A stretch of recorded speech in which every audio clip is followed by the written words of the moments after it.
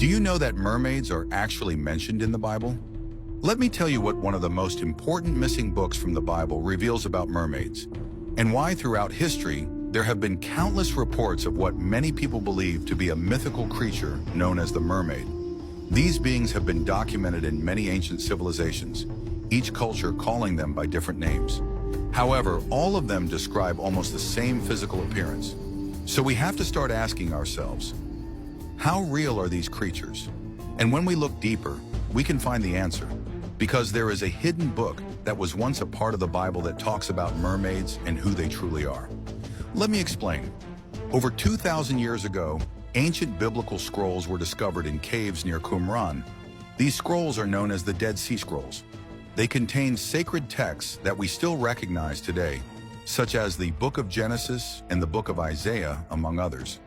But there was one book that had been completely kept out of the Bible for centuries, a book that was hidden from the public eye for a long time. This mysterious text is called the Book of Enoch. This ancient book expands on topics that the Holy Bible doesn't fully explain, including descriptions of heavenly beings, fallen angels, and even mystical creatures like mermaids, which I'll be talking about here. Enoch, the author of this book, was Noah's great-grandfather, so his writings hold a major place in biblical history. Yet the modern Bible does not include this book. The Book of Enoch answers many of the questions people have about the events and mysteries mentioned in the Holy Bible. And even though many Christians believe the current books of the Bible contain all the truth, they should understand that the Book of Enoch was discovered alongside the same sacred text that we already have. Those in authority decided to remove it from the canon, but that doesn't make it any less valuable. In fact, its exclusion might mean it contained knowledge that was never meant to be public. Now let's take a look at what this book actually says about mermaids. The Book of Enoch speaks about a mysterious group of beings, and these beings are the reason behind the creation of what we now call mermaids. The story begins with a group of angels known as the Watchers. These angels descended to earth and had relations with human women. This forbidden act resulted in the birth of the biblical giants mentioned in the Book of Genesis.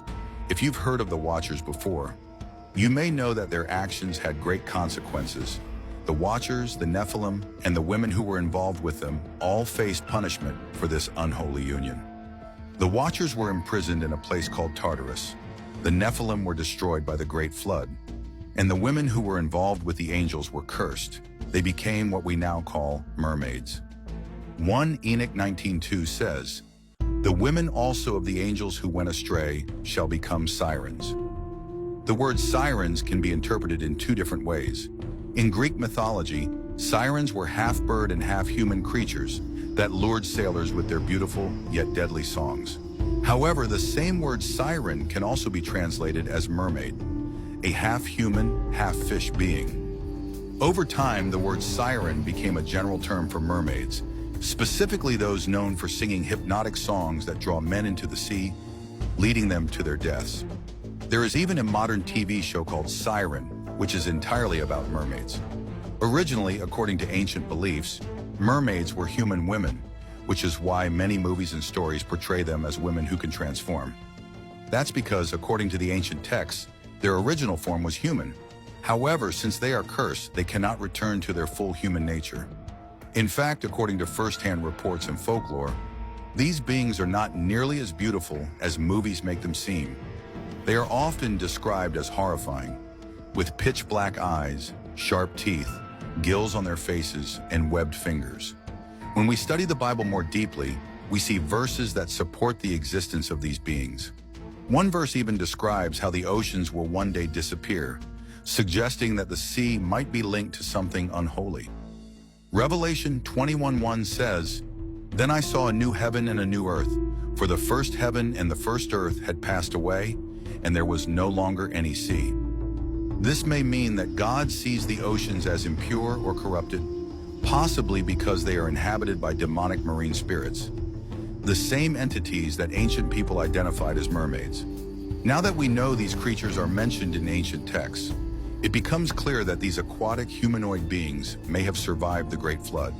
Their natural habitat is water, which would explain why there are still so many sightings even today. Many first-hand accounts describe these creatures as demonic in nature. They lure sailors and fishermen from their boats in the middle of the sea, However, they aren't limited to the oceans. People have claimed to see them in lakes, rivers, and other bodies of water as well. Mermaids are often referred to as marine spirits, and their existence has been documented for thousands of years. Thousands of ancient civilizations, from Egypt to Mesopotamia, left behind depictions of fish-like humans. There's even an old Egyptian painting showing a battle between humans and aquatic beings. Coincidence or evidence?